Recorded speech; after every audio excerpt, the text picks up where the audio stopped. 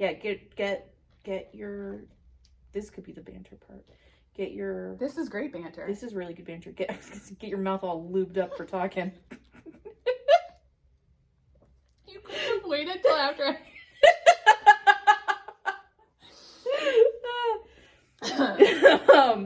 All right, that was almost a spit take.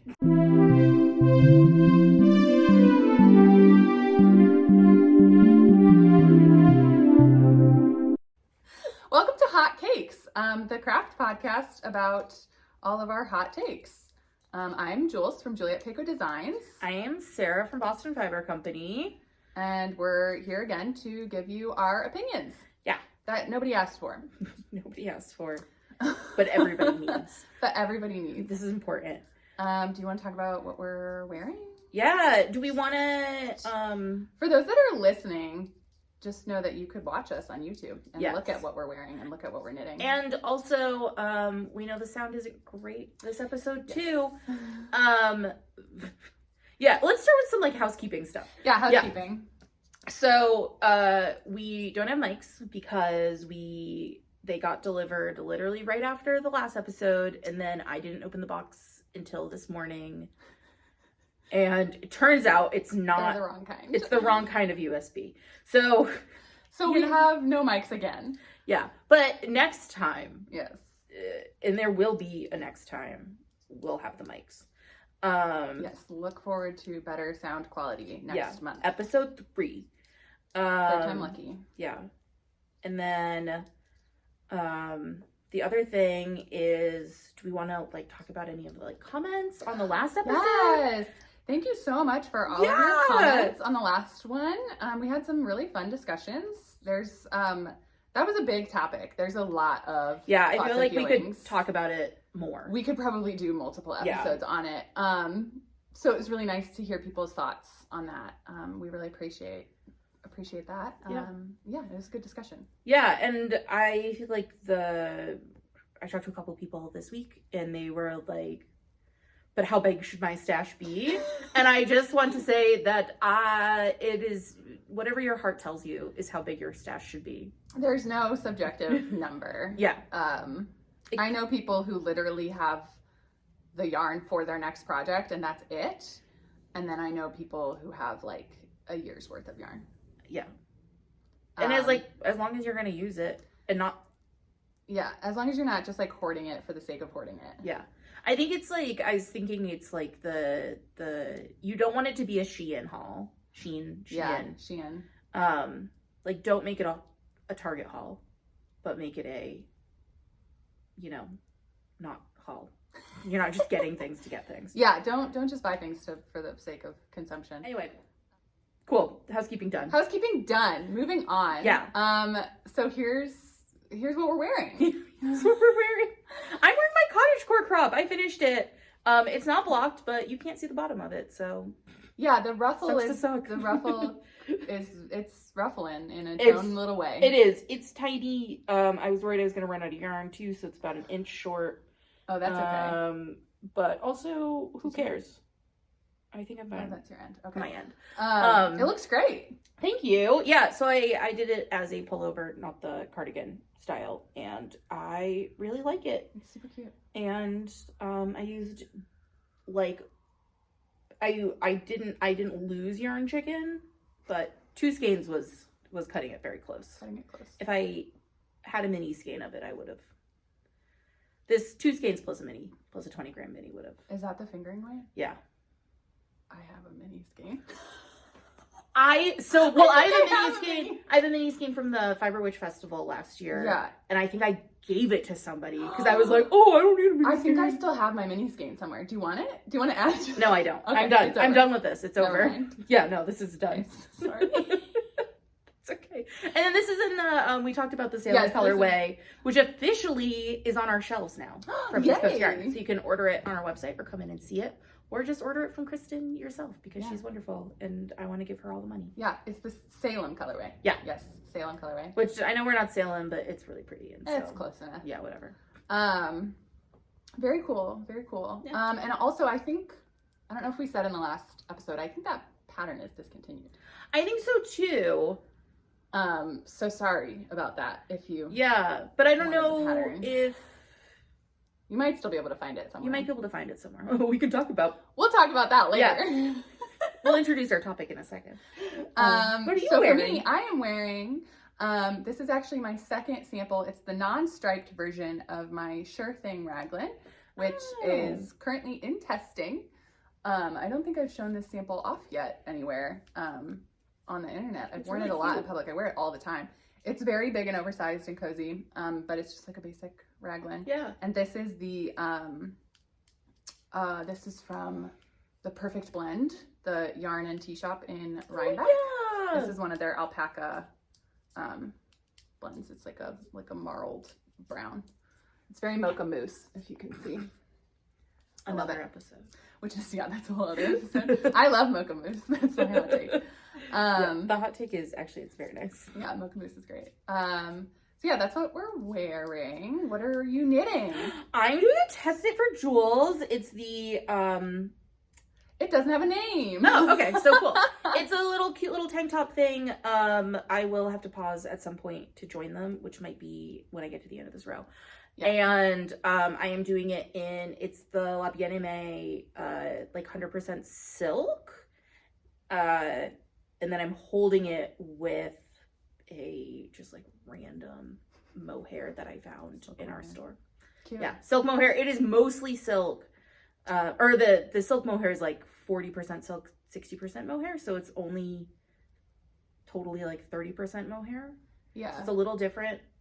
Yeah, the pattern is written for 2 strands of a mohair silk blend. But I just know that I couldn't wear that. Yeah, and I'm really excited. I like it when my testers use different yarns because I like seeing how it works out. Yeah, and so far this is taking me, this is like the front, I've done the back, and it's taken me like literally like 2 days worth of knitting so far, and I think I'll be done by the end of next week. Because all it is just it's just a tank top, so you just have the body left. Yeah, and it's on size 10 needles. It's really quick. I knit my whole sample in 3 days. Yeah, and like I ended up, I guess when it comes out, I sized down. Yeah. Oh yeah, that's right. Yeah. But I think it's because of the silk. Right. Because it's very slippery. The silk is a the gauge is a little bit bigger. Yeah. I mean, I guess it's on gauge, but it's just a different fabric and different drape. Yeah. What are you working on? I am working on a new design. It's inspired by a Toast sweater, if you know the company Toast. It's just a little roll neck raglan situation with a little ribbing, little roll neck, little raglan. What yarn is this? This is a Knit Picks yarn, actually. It's the City Tweed DK. I forget the colorway name. I want to say Toad. Oh, Toad. Because it's green. Yeah, I actually bought this yarn a while ago for a different project and then never knit that. And then I kept seeing this kind of tweedy looking Toast sweater and I was like, ooh, yeah, I want to do that. And I couldn't find a pattern for something similar on Ravelry, which I think is actually kind of wild because it seems like such a simple pattern. Yeah. But I couldn't find anything similar. So I was like, well, guess I'll just design it. So sorry, I'm going to drink my coffee. Oh, okay. Yeah. Oh, yeah. We both got dunks this morning. Yeah, true Massachusetts fashion. Sarah went and picked us up some iced coffee. For this cold, rainy day. It's like 45 degrees outside and raining. And we said, let's have some iced coffee. Yeah. Sorry, I'm also just like reading the pattern. So that's going to be a theme of this episode. It's a very informal podcast. Yeah. And that's how we like it. Yeah, that's what we're wearing. And then what is our... Oh, so we got a few hot takes from people. Yeah, we love hearing from you. Please send in more. Yeah, please send more hot takes. So we got one about color. And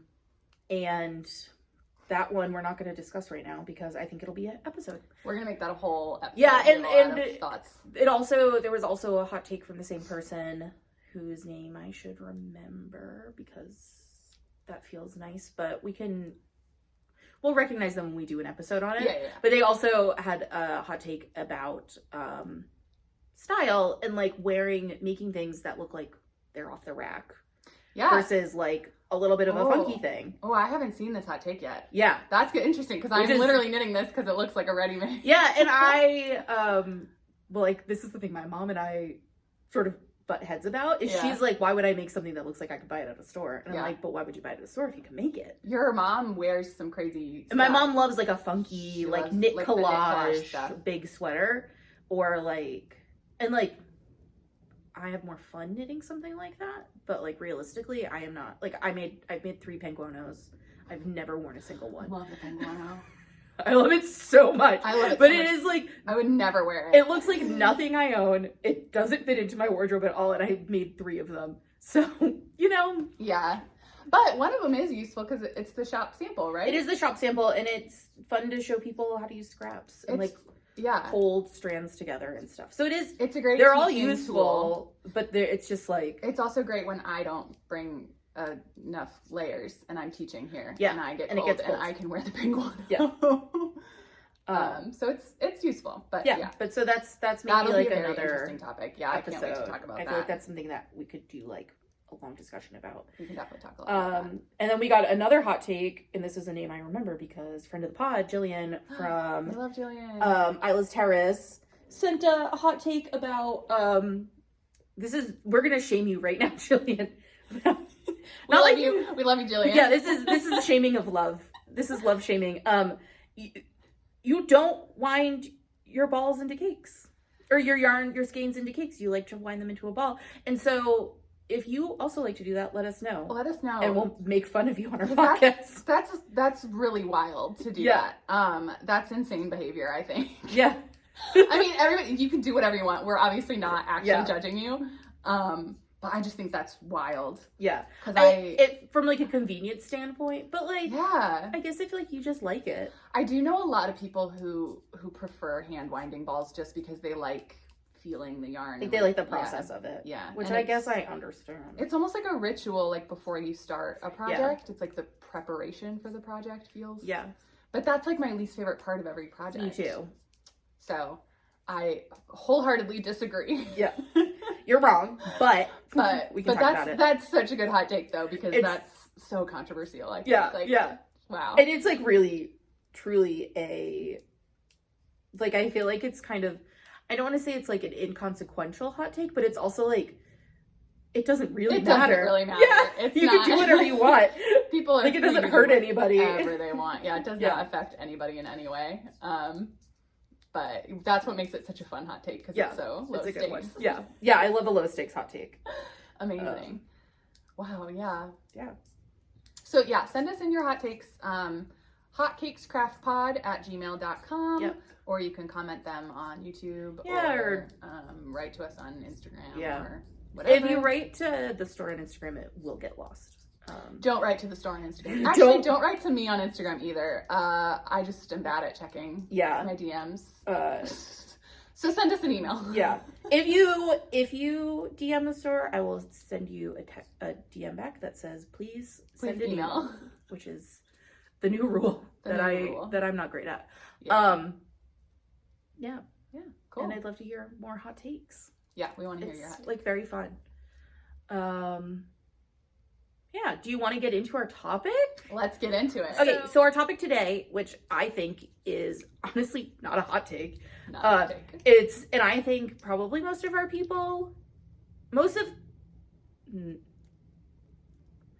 friends, I want to say, agree with us. I think most of our friends agree with us. I would say I know not all of our friends agree with us, but most of our friends agree with us. Well, I would say probably all of our friends agree with us. We might have different definitions of what we're doing. That's true. Yes. Yeah. Anyway, our hot take, which is, I guess, not a hot take, is that you should pay for your patterns. You should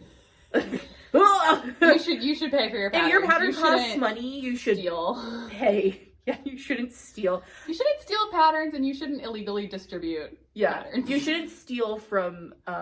This is who you're stealing. You're stealing from me. Look at this face. This is who you're stealing from. But yeah, so I want to start with. I actually have notes.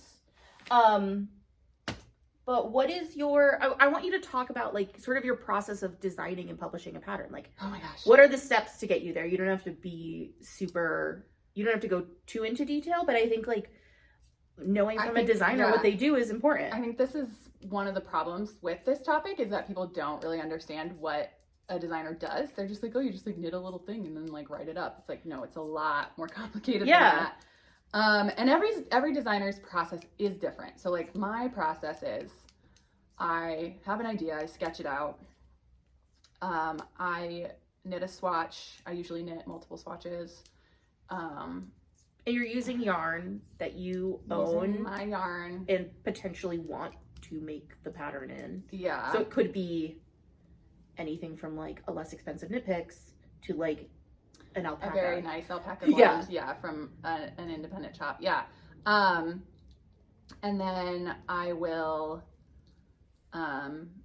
do all the math for my size. Well, I do all the math first, and then I take the math for my size if I'm knitting a garment. And the math is different depending on if you're doing like a top-down rag. I do a lot of top-down raglans. It's different if you do, drop shoulders. But I put it all into an Excel sheet. I have a basic sort of outline of patterns. Like if I'm doing a top-down raglan, I kind of have a basic set of instructions already there from, the previous ones I've done. I put in the new stitch patterns. I put in the new gauge, all of that, rework all the math. And then I take the math for my size and then knit the whole sample. And I often do that more than once. Yeah. Because as it takes shape, I want to make changes and make sure it's the way I want it and everything. So I will knit a sample up to like 3 or 4 times. Sometimes it works out perfectly and I get it on the first try, but that's actually very rare. So I'm usually knitting it 2 or 3 times, and then once the sample is done, I take the sample, I check all the measurements, make sure the gauge is still accurate, check all the measurements against the measurements I predicted I would get, and then I make sure that all works, and then work that math back into the pattern, readjust it, and I do 10 sizes for my patterns, so I'm doing all of these calculations for 10 sizes. So I'm doing this 10 times. And then once that's all good, once the math is all good in my Excel spreadsheet, then I take it over to a Word document and actually write the pattern using that sort of like basic formula that I have of whatever, if it's a top-down raglan, I'll use my top-down raglan pattern formula, and then include any stitch patterns, any charts, all that. Any special techniques. Sometimes I'll go and film a tutorial for a special technique, all of that. Then I send it to my tech editor. Who you pay? Who I pay. I pay a tech editor to go through everything, check all the math, check all the instructions are clear, check that I don't have any typos, check that all my abbreviations make sense, check that all my links work, so all my tutorial links, all that. And so that's usually anywhere from like $100 to like $250 per pattern, depending on how complicated it is. And then once I get it back from my tech editor, I then put out a test knitting call, and I have testers come and test knit it, and I make a little Slack group for everybody so we can chat and hang out. And for test calls, I always try to be very responsive because I know that people are like knitting on a deadline, and so I try to be as on top of it. I'm paying attention to you. I'm just looking at this too. That's fine. I try to be on top of it as I can. I try to respond within 24 hours to any questions, especially if it's like I have to stop what I'm knitting until you answer the question. Then I'm like, oh, I got to answer this really quick. So that usually the testing process lasts 8 weeks, usually for garments. I do usually a minimum of 8 weeks, sometimes more if it's a bigger project, if it's more complicated, or if it's a finer yarn. And then at the end, I can finally publish it. and that's when I do all the marketing. I put it in my newsletter, I put it on Instagram, I put it on Pinterest, all of that. And that's how the pattern gets to you. And at the end of all of that, yeah, how much do you charge? A garment is like $8. Yeah, what's your most expensive pattern? My most expensive pattern is $10, and I actually it's my palimpsest polo, which is a polo, it's a drop shoulder polo with all over cables. And I actually think I'm going to reduce the price back to $8 because it just is, all my other garments are $8, so it feels weird to have one that's $10. But yeah, like that's the most expensive that they get. So for all those months of work and the hundreds of dollars that I've spent producing the pattern, you're getting all of that work for $8. Yeah. And I guess, like, do you make enough money to survive off of your patterns? No. Okay, so absolutely not. that's kind of where I want to start. So, like, for all of that work, Yeah. it's basically like I am some extra cash. I'm usually breaking even. Yeah. Okay. I'm usually, if I get, and I do get yarn support often as a designer, so yarn companies will send me free yarn to use in my designs, which is awesome. Even with yarn support, sometimes I am only breaking even on the pattern because of, my tech editing fees, all the fees I pay for all the softwares I use to do this. Yeah. The time. I'm not even factoring in the time. Yeah. I can't even factor in the time, because if I factored in the time, I would need to be making like $1 million. Yeah. I don't even know. Yeah. So I'm not even factoring in my time spent on it at all. And I'm still, if I'm buying the yarn myself, I'm usually breaking even. If I get yarn support, I'm usually making like a couple extra bucks, really. One cup of coffee. One cup of coffee. No, it's really not. I think the most, I'm trying to think of like my best-selling patterns. My tattoo socks are one of my best sellers. My Versailles scarf is a bestseller, and that one's only $5 because it's just a little scarf. Yeah. And even those I've only sold, 100 or so copies. Yeah. So over the lifetime of the pattern, again, like the Versailles scarf came out 2 years ago. So it's in the last 2 years or whatever, I've made, not including fees, like $500 maybe. And then you have to, so like your host it on Ravelry in your website. Yeah. So I pay a fee to Ravelry, which is a small percentage of the sale. And then PayPal fees are another small percentage of the sale. On Shopify, Shopify, I'm only paying the like credit card fees, but I am paying to host the website. So that's like, and they take a fee on every transaction. They take a fee on every transaction. And it's not huge. It's not huge. And I'm not complaining about that, but it is, you do have to factor that in. Yeah. So I probably actually only made like $400 on the Versailles scarf. Yeah. Over 2 years. Yeah. So if you're making, $200 a year. Yeah, and I guess like of the designers, there are designers who make their living on absolutely patterns. Yes, and they are very few and far. Yeah, and probably have a team. Right, there's like a lot more going on. Yeah, they'll have people for pattern support and marketing and stuff like that. So so the hot take is that your pattern is never too expensive. It's not too expensive. It's, even like people would charge like $12 to $15 for a knitting pattern. That's not overpriced. It's really not. And like, sometimes you can't do that. So I guess do you have anything else to say about like the process and like as a designer? Yeah, I guess I also think, because a lot of the times the arguments I'll see for people stealing patterns is they'll be like, oh, well, I could do that myself. And it's like, okay, well, then do it. Don't steal it, because I did the work. So if you're gonna use my pattern, pay me for that work. If you don't value the work that I've done, that's fine.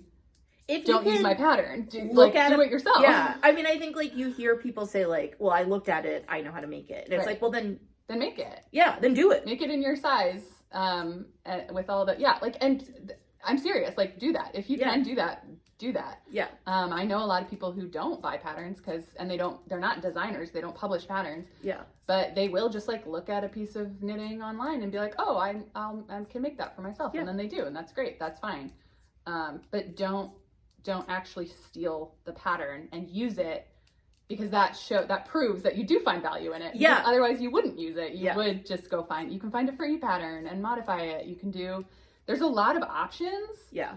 That aren't stealing a pattern. If you're going to use a pattern, pay for it. Yeah. Well, do you want to, I would love to segue into alternative options that are, well, okay. So here is a thing that I want to say off the bat is I love buying. I'm like a pattern hoarder. Yeah. I will just buy, especially like if somebody's doing a pattern sale on Ravelry, I'll buy like 40 of their patterns. Yeah. And so then it makes the sale doesn't really make any sense. I'll like spend like $100 on patterns. Yeah. But realistically, of the patterns that I make, this pattern I paid for a year ago. Yeah. And I finished it a week ago. Last week. And the so like discontinued. The pattern this pattern doesn't even exist. I bought the pattern last April. Yeah. When we were at the Fiber Witch Festival. That's right, yeah. And so like that was, and like I don't remember how much it was. Probably $8-ish. Yeah. It's not, because also patterns are cheap. And so like realistically, even at like, I am not a person who makes any money. And I can afford to buy patterns. Yeah. And like I own a business, so the business gets to pay for my patterns. So that also helps. Mm-hmm. But like maybe if I am knitting at my most like prolific and efficient, at most I'm making 1 or 2 garments a month. And that's a lot. And so like spending $8 a month. Yeah. I spend more on coffee. Yeah. And like or your don't feel like I spend a lot of yeah I mean like all my subscriptions, all of the like your Spotify, your whatever. Like it just doesn't, like it's so little that it doesn't factor in. Yeah, especially like even this top only took, you said 2 skeins of like $30 yarn. That's $60. So like so even like paying $60 for this top versus paying $68, it's like it's really not, it doesn't matter that much. And I do understand people who are on a budget, who are buying, discount yarn when it's on sale, like Knit Picks, it's great for that.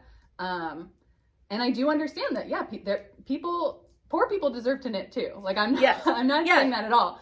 But the thing is, there are so many free patterns, free resources, and they're good. It's not just, I'm not saying like, oh, use the dinky little free pattern. There are very, very well written free patterns out there that you can use instead of stealing from a designer. Yes. And I think like, well, so like I want to talk about free pattern resources. Yeah. A lot. I think one of the things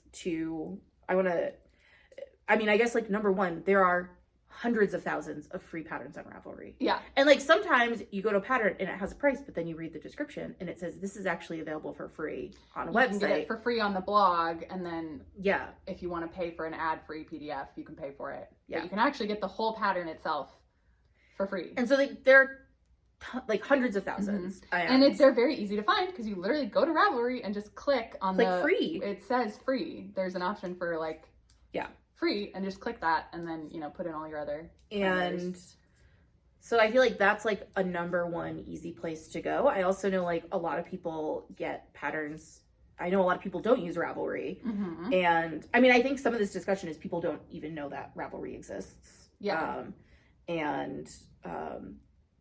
Like definitely utilize that. Ravelry is always there. There's so much. And then also blogs have stuff.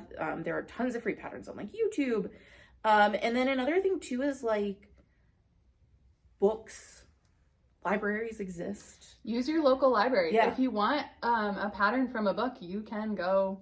Yeah, and if your library doesn't have it, you can request it, and I can say that, like, we've sent knitting books to the Boston Public Library. Like, Mm-hmm. they are, like, you can request any book. And there's also, I learned this recently because I don't ever use this feature on Libby. But Libby there's no time limit on periodicals and magazines. Oh, yeah. Yeah, and So- a lot of knitting books are actually magazines. Yeah. So, like, any of the, like, Lane magazines, Pom-Poms Yeah. would be that, Vogue Knitting, like, all of that stuff exists. Yeah, so you don't have to knit your whole sweater in 14 days or whatever. Yeah. And there's also, like, you can go to the library, get a book, pay to make a copy. Like, yeah, that's what it's copy there just for. that pattern Yeah. out of it and use that pattern. Like, that's an option. Yeah. Like, you that can book has been also- paid for. Mhm. The pattern writer has been paid. Mhm. Like, you're not taking money directly out of their pockets Right. when you do something like that. Right. In the way that you are when you Or copy stealing digital PDFs. patterns. Yeah. So that's another thing that we should maybe talk about. Yeah. Is that there's a But yeah, I want to big do difference. one more free option. One more free option. This is to plug myself. If you come to my store, which I think is a very common knitting store thing, Yeah. and you buy yarn for a pattern, I'll send it to you for free. I'll pay it. Like, I don't care. Yeah. And because, like, And the shop will buy the pattern. for like, you, I'll is buy what the you're pattern. saying. It'll go to your Ravelry Yeah, account. yeah. You will own it. So And, like, I still don't get paid. it. You still get paid. I don't get a copy of it. And, like, I do it constantly. Like, Because it's a marketing tool. It's a way to sell the yarn. That's how a lot of those free patterns came to be. Is Yeah. that the yarn company put them out for free because they're saying buy our yarn yes. to knit this free pattern. We'll give you the pattern for free. Yeah. I mean, especially, have to like, buy some the of yarn. these larger companies, you can The get... big companies, yeah. Like, Cascade, all of their patterns are available for free on their website. I don't know if every single one of them, Drops. but yeah, Drops. Drops has loads of free patterns. Barocco has tons of free patterns. Loopy Mango has tons of free patterns. Yeah. Because the price of the pattern is so small compared to the price of the yarn. So they're saying if you buy the yarn, we'll add in the pattern for free, kind of thing. Yeah, because like the margin doesn't matter. Yeah. For us as a store, Yeah. I would rather give you the pattern than like I'd rather eat the $4. Yeah. It's So very it's easy for me. Yeah. So that's a great way to do it. I think. And a lot of I am definitely not the only store that does that. Yeah, I ask your honestly local started yarn store. doing it because somebody was like, my yarn store gives them to me for free, and I was like, okay. That's a good idea. Yeah. Yeah, you so are ask not your wrong to local ask store. for this. Or Yeah. maybe they'll give you a discount on patterns or something. Yeah. Yeah, just ask. It can't hurt to ask. Yeah. But yeah, so sorry, I interrupted you. No, I was going to move on to talking about the difference between physical books and digital downloads. Yeah. Because there's a huge difference. And I think a lot of people, I see this argument a lot online. Like this pattern stealing, distributing debate has been ramping up, I feel like, in the last few months. Well, I guess, should we talk about, there was like the Discord? Yes. So recently there was a massive Discord of 1,000 people. Yeah. And people were sharing patterns. So they one person would buy a digital pattern, $8 or whatever. Yeah. And then share it with thousands of people. And I know, obviously, that all 1,000 of those people aren't going to buy my pattern. And I luckily actually was none of my patterns were in this Discord. That's good. So that's lucky. Because I have a couple of friends who their patterns were in the Discord. And before they got kicked out, they checked. I didn't see any of my patterns. So thank you to my friends for doing that. But I know that not all, if my pattern was in there, I know that not all 1,000 of those people would have bought my pattern. So it's not like I'm losing out on $8,000. But some of those people might have bought my pattern. I mean, if 20 people would have bought that if pattern. 20 people bought that pattern, that's a big deal for me. Yeah, then you're out $200 or whatever. That's another, right. math, Yeah, a little, but- right. No, but like that's another, sweater quantity of yarn. That I could have I mean, bought that's like to maintain, your electric bill. That's right? my electric bill. Yeah, like Which- it's not and even just like the buying yarn. It's like food on your table. It's literally food on my table. It's food in Ghost's bowl. My You're little taking cat food Ghost. away from Ghost. You are taking food directly out of her bowl.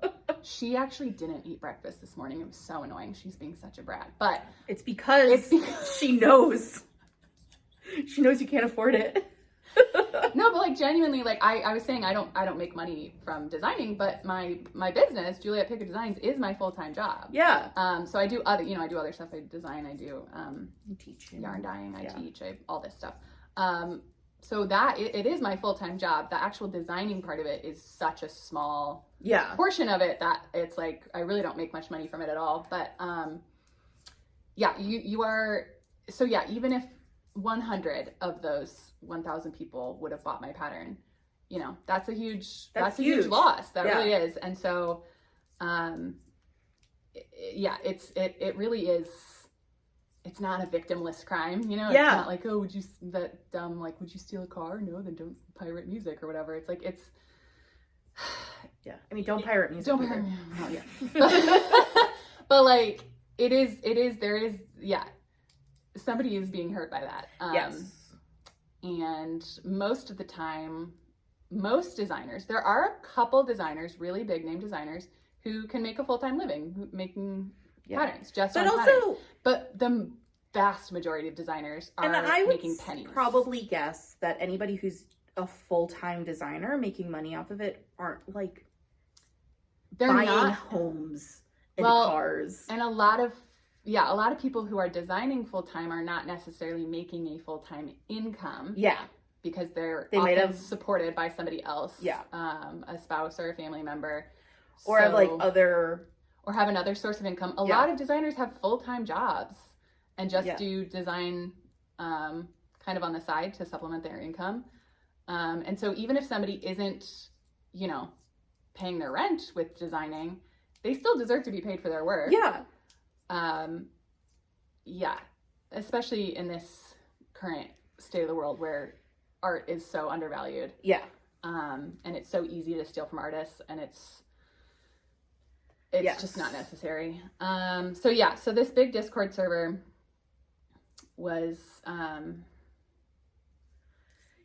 so they were distributing patterns, and then when there was a backlash to it, they were like, people really doubled down. Yeah, there wasn't like which is kind of surprising, because I do feel like we are in a community where like people like value, I guess like you would think people would value the work of knitting. I feel like a lot of people I talk to value the work of what they're doing and like understand why things are expensive. And like I even like talk to people, so like in our store where like some yarn is more expensive, and I have people who buy the less expensive yarn or shop like our donated section, and they're like, I understand why your hand dyed yarn is more expensive. And it's like, like, you get it. It's work. It's work to do. And so, you would think a community of knitters would understand the value of all the work that goes into designing a pattern, but people really doubled down and almost they turned it into like a Robin Hood thing of like, I am doing a good thing by stealing patterns and giving them away for free. The word gatekeeping was used, which I think is a lot of gatekeeping. It's just, and listen, I don't think that stealing is always wrong. Yeah. If you're stealing from a corporation and you're stealing, go ahead. If you're stealing essentials, go ahead. Yeah, like your deodorant should be free. Especially in this economy where like it's and in Boston too, where rent is stupid expensive. Like, diapers should be free. Is insane. Certain things you should be allowed to steal. I truly like. Yeah, honestly. This is a communist podcast. I don't necessarily believe stealing is wrong. I do think stealing from artists is wrong. But stealing from an artist who also is just barely getting by is it's not the man. You're not stealing from the man. You're not stealing from King John, who's the king in Robin Hood. You're not stealing from I was gonna say you're not stealing from Jeff Bezos. You are stealing from me. And I am over here just trying to get by. I have multiple chronic illnesses. I'm on food stamps, y'all. Like, you're not stealing from somebody who can afford to be stolen from. Yeah. And of course that's not the case for all designers, but we're not getting rich off this. This isn't, you're not being cool by stealing an $8 pattern. Yeah. From an independent designer who's just making pennies on their work. And probably in general, designers across the whole are actually not making that much money. Most designers are not making like the people money. who design your clothes are not making money. No. Yeah. And yeah. Even at the highest level, yeah, are not like exactly. And it's like another popular debate. I guess I don't know if it's a debate, but you see a lot on the internet is like when like Shein steals an independent designer's work and they copy that design and then produce it for themselves. People are all up in arms about that. Yeah. But for some reason it's different when you're just, I don't know. It's a very strange thing to like double down on and pretend that you're being the ethical one by stealing and illegally distributing. That's another thing. It is actually illegal to distribute digital downloads. I think that's something that people don't necessarily understand about the difference between digital downloads and books. Yeah. So because with books, you have the right of first sale, which basically means if I go and buy a pattern book, I knit a pattern from it, I'm done with it, I can give it to you. Yeah. And you can knit from it. You could give it to somebody else. Yeah. You could keep passing it along. I can't, though, make copies, put them online, and you can't make copies and give them away. Yeah. You can't make copies and sell them. Yeah. You could sell the book itself after you could sell it to a secondhand store, you could sell it to a friend, you could sell it on eBay, whatever. Because it's a physical book. Yeah. Digital patterns are not the same. The same rules don't apply. And again, I'm not saying that just because something's illegal necessarily means it's wrong. There are a lot of bad laws and dumb laws. Yeah. But in this case, this is also wrong. I will say, like, this is a law meant to protect artists. And it's like and it's so hard to enforce. That's the other thing. Yeah, it's not the argument. Is it enforced? It's not enforced. It's really not. And I've seen the argument that like, oh well, nobody can catch me, therefore I can keep doing it. And it's like, yes, you can, but should you? Yeah, I guess there's a difference between like you can and then also like, I don't know, being nice, being a good person, not being shitty. Yeah. I feel like yeah, you absolutely can do a lot of stuff. But that doesn't mean you're in the right. And I think like I'm so sorry, I lost my train of thought. You go, you talk more. Yeah, so it's different for digital downloads. You cannot copy and distribute them. And even just sending like an email, if I bought a PDF and then emailed it to you, that is illegal copying and distribution. Because then I have a copy on my computer and you have a copy on your computer and we can both use it. And that is not legal. It's not ethical. And it is, I do agree that is on a different level than putting it in a Discord server for thousands of people to steal, but it is still not cool. Still, and like, if you want to give a friend a pattern, if you're like, oh, I really love this pattern, I think you should knit it. But if you're maybe like, oh, I don't want to spend money on it, guess what? I can buy it and send it to you. Yeah. If I buy 2 copies and I send one to Sarah, that is fine. Yeah, I think this is a good discussion because my original thought was like, think about it as a book. Yeah. And like how you share a book, which is like, you can share a copy, but I'm not downloading an EPUB file, converting it to PDF and sending it to a friend. Mm-hmm. But I actually think, I was talking with Sierra, who is also a designer, a local friend, who she said to think of it as a ticket. Like you have a ticket to a concert and it's a digital thing and you can go to the concert and scan it and see the concert, but you can't then give that ticket to your friend and have them they can't go into the concert. Yeah. And like, it's different, but like, it is like well, that one's enforceable. The difference is that one's enforceable. Yeah. But I think thinking of it as like, it's you're buying your use of the pattern. You don't own the pattern. That's another thing that comes up is people say, well, I bought the pattern, I own it, therefore I can do whatever I want with it because it's now my property. You don't own the pattern when you buy a digital copy. You own that copy of the pattern. Yeah. So you own your right to use the pattern. You don't. When you buy a book, you own the book. Right. If you buy a physical book, you own that book. It's a physical object. It's yours. And you can go on and resell it, do whatever you want with it. A digital item is not the same. The same laws don't apply and the same ethics don't apply. Yeah. Did we cover all the topics? I did write down asking people to pay for patterns isn't gatekeeping, you ghouls. You fucking ghouls. Pay for your patterns. Also, your patterns. there's so many free resources So that don't hurt anybody. And that I think is really frustrating. And so it's like you're just not gatekeeping. You're not gatekeeping. You can come into my store, you can buy the cheapest yarn we have for a Jules pattern, and I will send it to you for free. Like, your sock pattern is one skein of sock yarn, or one skein of like DK. You have a DK that is $11, and I will give you the pattern for free. You're getting an $8 pattern for free. And you only spend $11. $11. So like, there are ways to do this. That's the thing. I think it's like so frustrating.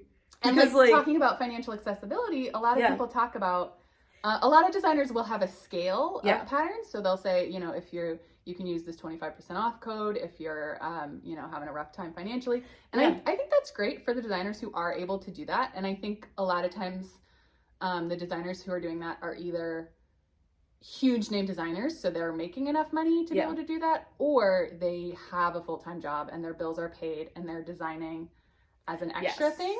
And so I think it's great if designers do that, but I don't think it should ever be expected of designers because and I think a lot financial of accessibility applies to the designer too. Like, I have to be able to pay my bills. Yeah. I can't afford to give discounts. Yeah, like somebody freely. is doing the work of making your pattern. Yeah. And that matters. Yeah. You have to, and like you wouldn't, I think it's a little bit, right, like NFTs are stupid, but it is a little like an NFT. Yeah. Where it's like, it is a piece of art that you have to pay money for. And luckily, it's art that doesn't often cost more than $15. It's so affordable. It can be free.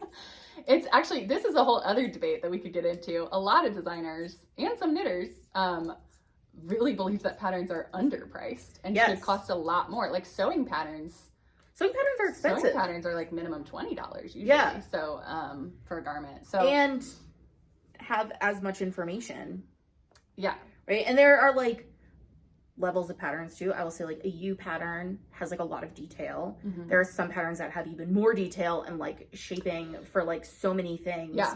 And those patterns are still like $12. Like our friends over at One Wild Designs have like the most insane detail in all of their patterns. Jen always includes like bust dart options. Yeah. Like just an insane. These patterns are like 20 pages long. Yeah. They're so detailed. They come in so many sizes. They have done absolutely, they have thought of everything you could possibly think of while you're doing this pattern. And their patterns are $9. Yeah. Well, and even I just had a customer come in, buy yarn. I sent him the pattern for a sweatshirt. I want to say it's a the new Tin Can Knits one. Okay, yeah. Which cost me whatever, $9. But it has a full range of baby to like... Tin Can Knits is very thorough. A tall man. Yeah. And it has like tons and tons of detail. All of like the modifications you can make. And like, that was free for him. Yeah. And it was only $9 for you. Yeah. Or whatever. And like, I don't even pay $9 for it. No, you pay the wholesale price. The wholesale price. Yeah. Which is... So like, it's just so worth it. Yeah, it really is worth it. And there are some designs out there that like maybe aren't worth it, that you don't think are worth it. Like I saw a lot of debate about like the Sophie scarf. Yes, I was actually just going to say the Sophie scarf. I pay for the Sophie scarf pattern. And I think you should pay for the Sophie scarf pattern. Because I use the pattern. Even though I actually don't even necessarily want to support that designer because of other reasons. Yeah. But that's another episode because...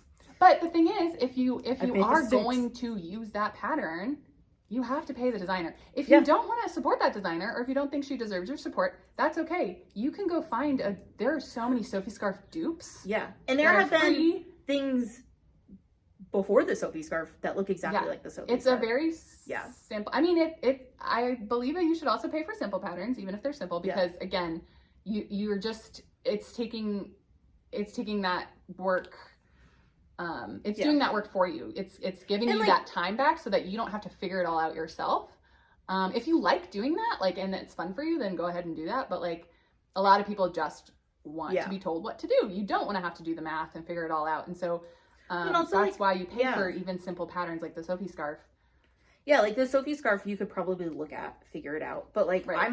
I'm not gonna do that. You and have to I've do made it. 3 Sophie scarves. Right. You would have to do Or it. And it's like, 2 shawls and a scarf. sure, like, could you do it? Yeah. But do you want to? Yeah. Like, No, then pay for it. I don't. Pay $5, whatever, however much it costs. Well, then like a simple like raglan sweater. A simple top-down raglan. Well, like even like this cottagecore crop, right, is Yeah. basically top-down Basically raglan. a I adjusted it to do in the round. And like in theory, I could have done this myself, Mhm. but I also looked at the pattern, read it. I'm not doing like the gauge for my bust. Like Mhm. I'm not doing that math Mhm. because I don't want to. Yeah. Like there's no part of me that wants to do that. No. And it's worth it. And if you want to do like the sweater I'm wearing right now, top-down raglan, I will be publishing it. It will be a paid pattern. It'll probably be $8. If you don't want to pay $8 for it, you can go on Ravelry and search top-down raglan with a 1x1 rib Yeah. collar, and you will probably find free options. Yeah. There are so many options. But if you want the version that I have made, Yeah, with to pay me you. for Yeah. it. Like that's the thing, is like I'm not acting like I'm unique in the world. Like I know Well, that like there's aren't a million top-down raglan realistically patterns. there's not that many shapes. There's not much you can do in knitting. If Well, you there's want- nothing like Yeah. unless you're being wacky. unless you're doing something really avant-garde. Unless you're Um, doing like If you're doing like a Stephen West, Yeah, I was gonna say, so, like, the Stephen Panorama, West, yeah. like, yes, that is all very anything my unique. mom would do, you need a pattern for. Yeah, yeah, and But like there's not, and even Stephen West, like a lot of his shapes are there are only so many shapes. yeah, there's only so many shapes. Like There's only so many shapes, and there's only so many like there's only so many knitting ways you can like add stitches. sleeves. Yeah, yeah. So when it comes down to it, there is a free version Yeah. of what you want. Probably it'll be a little different, but if you're up for it, you can try to modify it, figure it out. Yeah. And like I modify patterns constantly. Me too. I modify my own patterns. Yeah. I'm knitting second sample. I modified your pattern while You I was did, doing it. while you're which is great. I love that. I Yeah. love when people do that because I want you to knit something that I want it to be the way you Yeah, want it I to don't be. think, I would say also probably like a designer doesn't care if you modify it. I Mm-mm. mean, I guess if they do. That's super weird. Yeah, it's not, I don't know, this doesn't matter. Yeah.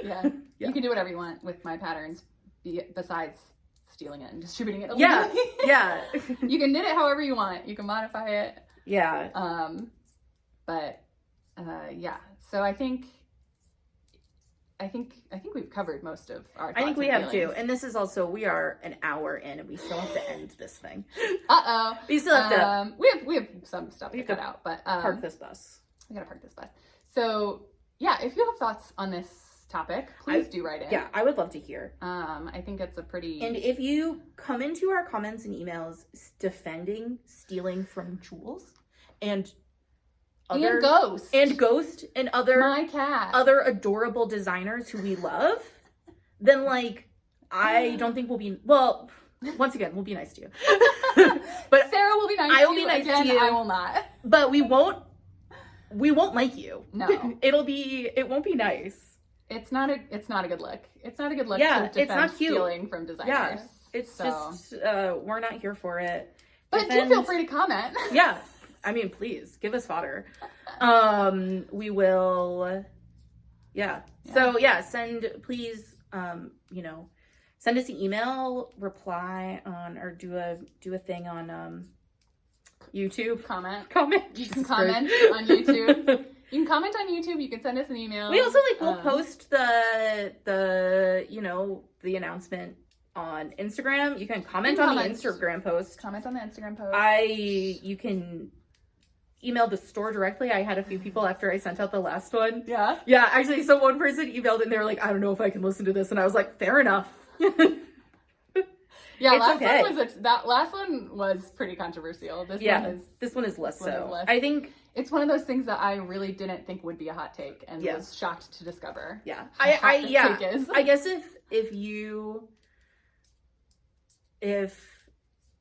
if you think you should be able to steal from artists, then you are an enemy of me. Yes. Yeah. Same. Yeah. Yeah. Like, that's it. On that note, we don't know what our next hot take is going to be. Next hot take is going to be. But there will be another one. Coming next month. Actually, no. It'll be coming next month. It'll be coming next month. I don't know what. Oh! We'll probably film it in April. Yeah. So we're going publish to... it at the end of April. Yeah. And then in May, we might do a little fun special episode. Yeah, from H&H Americas. Live from H&H Americas. Probably won't be live. No, it won't be live. If people want to come to our hotel room, come to our hotel room. Talk to it's us. gonna be fun. No, we're gonna be in Chicago for H&H Americas. Yeah. Which is the industry trade show for those who don't know. So we'll do a little special episode from there. Yeah, so that'll be fun. That'll be really fun. A little hot take. Do you have anything coming up that you want to plug? This will be released in like a week or two? Yes, early April, I believe. Yeah. I said. So it's early April now as you're viewing this or listening to this. The tank top that you are knitting right now will be coming out at the end of April or the very beginning of May. I will have a test knit for a bandana scarf coming out actually probably this week as you're watching. I think that's kind of it. Just stay tuned. I'll just have more test knits. I will actually, by this point, I will have already released my new kits that use my naturally dyed yarns. We'll also be getting into like the beginning of market season. It'll be market season. Yeah, I guess we won't quite be there. But when this episode comes out, we won't do another episode before the first like SOA market. Which will you be? You're not going to be at the SOA market. I will not be at SOA until the fall. Okay, well then never mind. Just because people don't buy stuff from me in the summer. What? Nobody wants knitwear in the summer. Nobody wants wool. But yeah, so just stay tuned. Everything is in my email newsletter. That's really where most of the things that are happening. Yeah. And my brain is kind of a sieve, so like I don't know what's happening until it is happening. Anything could be happening. Anything could be happening. Yeah. So yeah, get on the mailing list. Yeah. And that's how you'll know. And I'll be teaching a lot at Boston Fire Company. And you're teaching more. I'm teaching more. We're adding in some more classes. Mm-hmm. This is a past housekeeping, past plug. I plugged our Thursday craft club, but we canceled it. No more Thursday craft club. That's that. But that means more classes. More classes. Yeah. So and there'll be some socks. There'll be some learn to knit. Honestly, give us some class hot takes, because just as a person planning classes, I want to know what you think, because I don't really know what I'm doing. That's not true. I've been doing it for a few years. You've been successfully running classes for several years. But still. But we want your thoughts. Yeah. Please do. Send them in. Yeah. Do you have anything else to plug? I think that's it. Yeah. I think by the time this comes out, we will be past the Knit for Foodathon, or it will be happening like that weekend. So we're doing a Knit for Foodathon thing. But I think this won't matter for it. So whatever. Cool. The end of April is Local Yarn Store Day, which is also the same day as Connecticut Sheep and Wool, so you're not like required to come to me. But we will have like trunk shows, we're gonna have like parties. It'll be really fun. I don't remember who our trunk show is gonna be, but I feel like, so that'll be announced. By the time you watch this, you'll know. And then yeah, I'm also want to plug shopping from both of us. I feel like, yes, you can shop from us anytime. I need new glasses. I need money.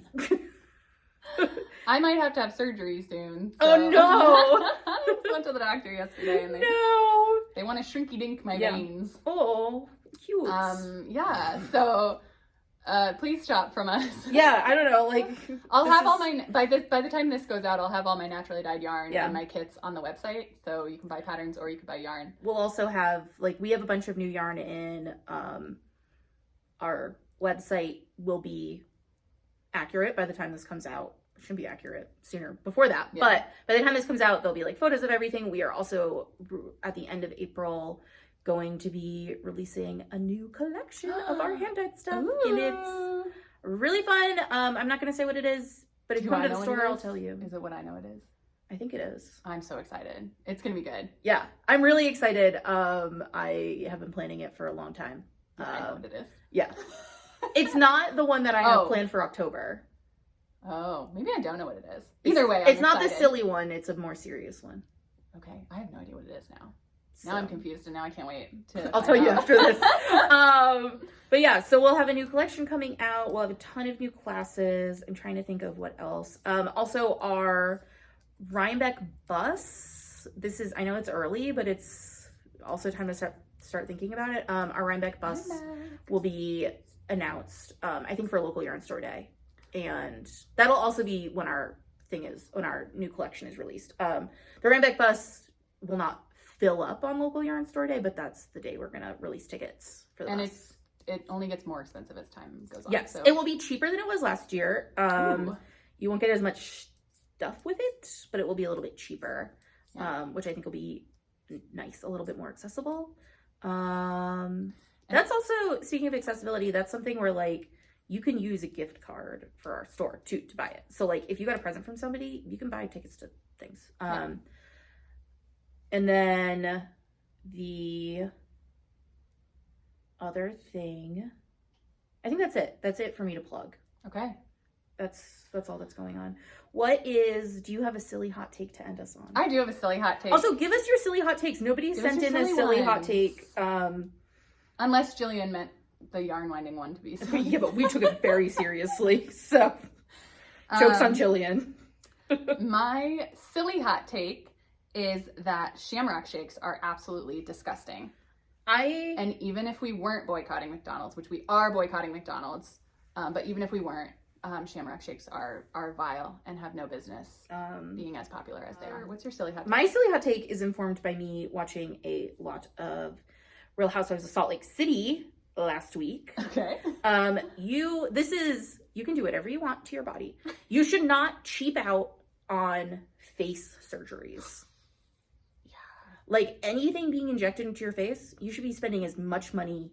You should invest. In that. It's your face. Yeah. I mean, unless you're going for a look, but I just think that's my hot take. Face injectables. Yes, I have for the high quality. I have no horse in this race. I probably wouldn't. I will never inject anything into my face unless it's for medical purposes. Yeah, I do sometimes. This is amazing about like my lips.